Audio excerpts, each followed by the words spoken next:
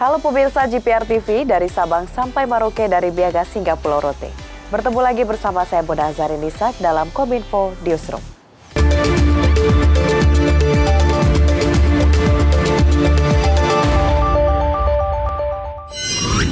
Pemirsa, informasi pertama, Presiden Joko Widodo menegaskan akan mencabut izin ekspor dan izin usaha bagi perusahaan yang tidak memenuhi kewajiban domestic market dalam hal memenuhi kebutuhan pasokan batubara untuk kepentingan dalam negeri. Dan berikut beritanya. Presiden Joko Widodo menegaskan perusahaan tambang batubara wajib memprioritaskan pasokan batubara untuk kepentingan dalam negeri.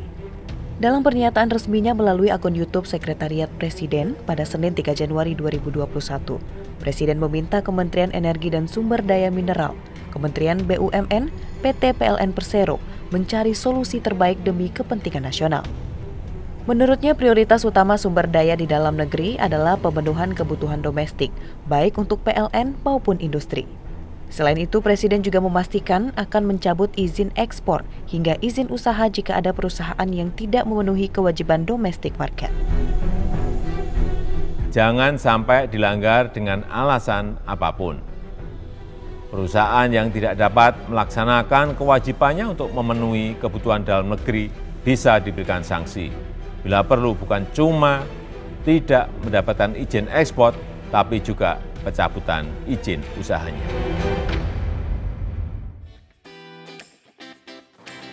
Beralih ke informasi selanjutnya, pemirsa, mendekati pelaksanaan program booster vaksinasi COVID-19 yang akan dimulai pada tanggal 12 Januari 2022. Pemerintah tengah mengkaji jenis vaksin yang akan digunakan. Dengan total kebutuhan sebanyak 230 juta dosis vaksin, pemerintah siap melaksanakan booster vaksin ini guna meredam pandemi COVID-19 di tanah air. Menteri Kesehatan Republik Indonesia Budi Gunadi Sadikin menegaskan program booster vaksin COVID-19 yang akan dimulai 12 Januari 2022 membutuhkan 230 juta dosis vaksin. Vaksinasi booster nantinya diberikan dengan jangka waktu di atas 6 bulan setelah dosis kedua. Menkes menyebutkan untuk jenis boosternya akan ditentukan nanti dan masih dalam penelitian. Ya, mudah-mudahan bisa selesai di tanggal 10 Januari.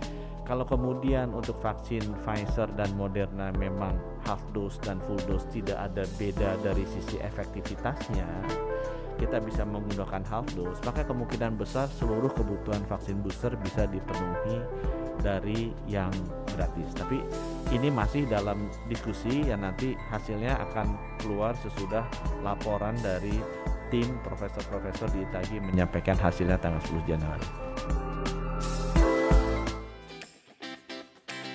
Kementerian Pariwisata dan Ekonomi Kreatif Republik Indonesia terus berupaya melakukan persiapan perhelatan MotoGP 2022 di sirkuit Mandalika. Beberapa hal yang dipersiapkan seperti menyediakan akomodasi dan sarana prasarana di wilayah Mandalika, serta menyiapkan desa wisata dengan homestay dan mendorong produk ekonomi kreatif.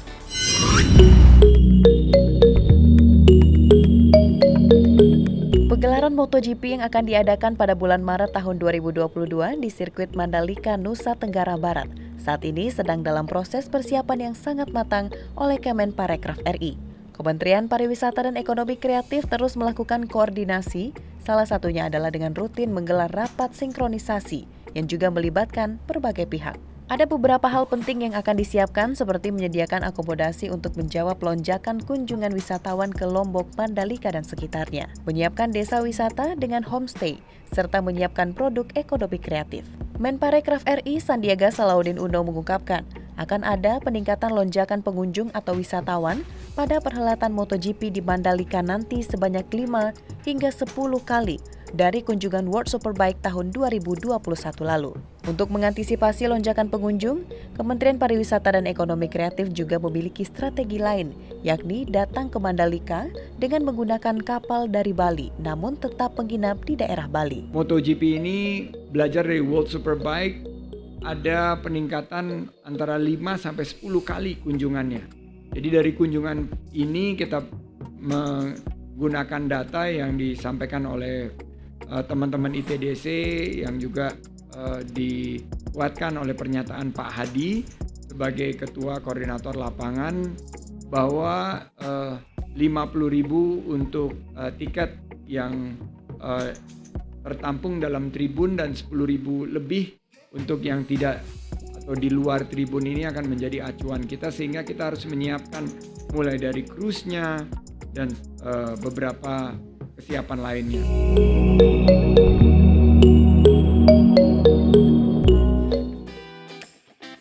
Sementara itu, Menteri Pariwisata dan Ekonomi Kreatif Republik Indonesia juga menyebutkan bahwa akan ada peningkatan pariwisata di sektor ekonomi kreatif yang akan berkontribusi terhadap kebangkitan ekonomi di tahun 2022. Hal tersebut disampaikan oleh Menparekraf dalam Weekly Press Briefing 2022. Menteri Pariwisata dan Ekonomi Kreatif Republik Indonesia Sandiaga Salahuddin Uno dalam Weekly Press Briefing 2022 menyebutkan dengan capaian yang telah diraih oleh sektor pariwisata pada tahun 2021, dapat diprediksi bahwa akan ada peningkatan pariwisata di sektor ekonomi kreatif yang akan berkontribusi terhadap kebangkitan ekonomi di tahun 2022.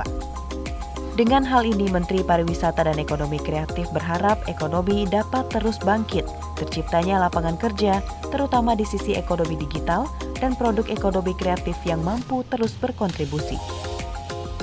Saat ini Kemenparekraf terus mengeluarkan kebijakan yang sangat memahami kebutuhan rakyat, yakni menyalurkan bantuan yang tepat manfaat dan tepat sasaran. Terus menciptakan lapangan pekerjaan, bergerak cepat untuk menghadirkan evolusi ekonomi Indonesia. Tentunya dengan hasil kunjungan langsung ke lapangan, dipastikan bahwa sektor pariwisata dan ekonomi kreatif berkontribusi untuk kebangkitan ekonomi kita di 2022.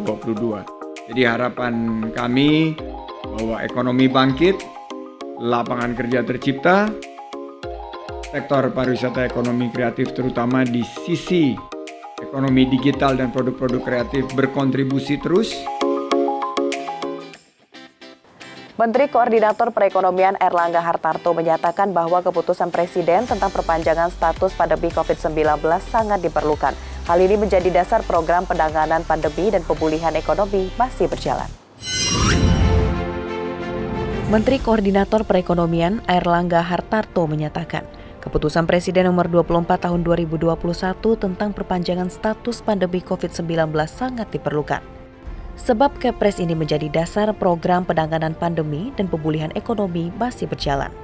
Terlebih pemerintah bertekad melanjutkan program pemulihan ekonomi nasional 2022 dengan mengalokasikan anggaran sebesar 414,1 triliun rupiah.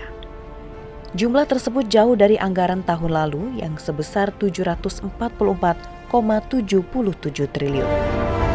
Kita berharap di kuartal keempat pertumbuhan ekonomi bisa dijaga di 4,5 sampai 5%. Secara year on year adalah 3,7 sampai dengan 4%. Sehingga dengan demikian masuk di tahun 2022 ini kita bisa mendorong front loading daripada anggaran. Nah, itu salah satu dari implikasi dari Kepres tersebut. Informasi terakhir, Presiden Joko Widodo menyebutkan jumlah individu yang masuk ke bursa investor pasar modal mengalami kenaikan dan didominasi oleh kaum milenial. Diharapkan kontribusi anak muda tersebut mampu memberikan dorongan terhadap pertumbuhan ekonomi negara. Hal tersebut disampaikan oleh Presiden dalam pidatonya pada peresmian pembukaan perdagangan Bursa Efek Indonesia. Dalam pidatonya pada peresmian pembukaan perdagangan Bursa Efek Indonesia, Presiden Joko Widodo menyebutkan bahwa hilirisasi menjadi kunci dari kenaikan ekspor di Indonesia. Saat ini sektor bisnis, digital bisnis, dan konsumsi listrik juga mengalami pertumbuhan. Untuk konsumsi listrik dalam kategori industri naik 14,5% hingga 5,7% untuk sektor bisnis. Presiden juga menyebutkan jumlah individu yang masuk ke bursa investor pasar modal mengalami kenaikan 7,4 juta yang memiliki investor utama, yakni investor retail dari anak muda atau kaum milenial. Dengan kontribusi anak muda tersebut diharapkan dapat memberikan dorongan terhadap pertumbuhan ekonomi negara.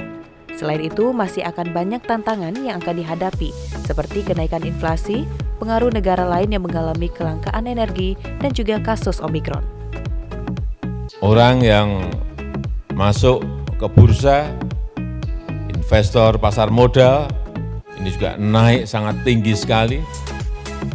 Di 2017 tadi disampaikan oleh Pak Ketua OJK 1,1 juta. Hari ini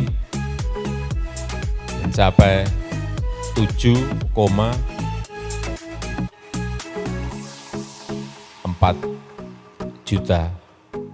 Investor utamanya, investor retail ini yang banyak dari anak-anak muda, milenial, Gen Z, semuanya masuk.